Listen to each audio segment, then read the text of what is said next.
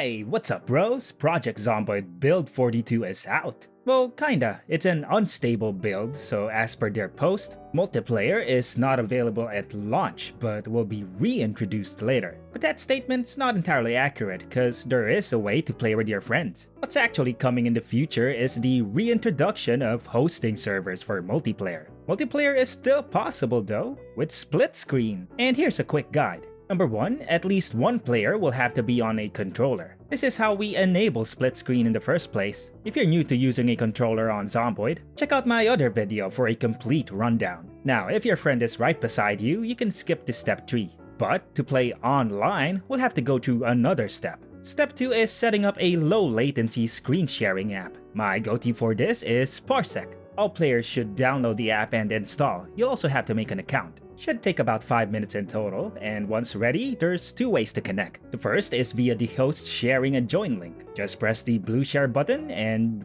well, share it with the others. They can then join by copy-pasting the link onto the bottom right. Second is by registering as friends. Click the people icon over at the left side, then add a friend. Your ID is always shown at the upper right. Once connected, you'll want to make sure joiners have their desired input enabled. Controller is on by default, but keyboard and mouse will have to be enabled by the host. Then on to step 3, starting the game. Let's start up a solo run. If one player is gonna use a keyboard and mouse, they'll be designated as player 1 and will have to make the first character. I recommend that players using controllers don't touch any buttons just yet. This way, they won't unintentionally become player 1. Once the world is loaded up, any controller users can now press A. This will pop up a menu at the upper left corner. Choose Add Player. This will pause the game while a new character is created. If you want to spawn right next to each other, select with player 1 as the spawn point. Also, feel free to have the keyboard and mouse user assist during the creation.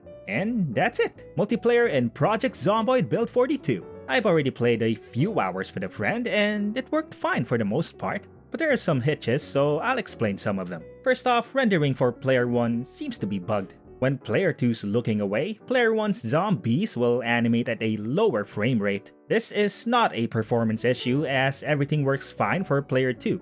As you can see, the zombies at the right side of the screen are still moving smoothly. I also tried 3-player split screen and I can confirm it's only player 1 that's affected. I tried messing with a bunch of rendering settings, but thus far I haven't been able to find a fix. Second, let's discuss Parsec. By its nature, everyone but the host will have some input lag, but trust me on this, it's not that noticeable and it actually didn't impact my experience. I only really noticed it when driving cars. Now, those on Wi-Fi connections may also have to set up port forwarding to be able to host. If one player has a wired connection, it's best that they be the host, but connecting as a client via Wi-Fi has no problems. But to improve connectivity, you can have the host tweak some settings in Parsec. Most notably, try increasing the bandwidth limit as needed. And finally, some split screen specific tips. You and your buddies can continue multiplayer this way in separate sessions. When the host loads up the game, they'll start solo, but have a controller user join in and they can take over their previous character. Their character's name will pop up in the menu, like so.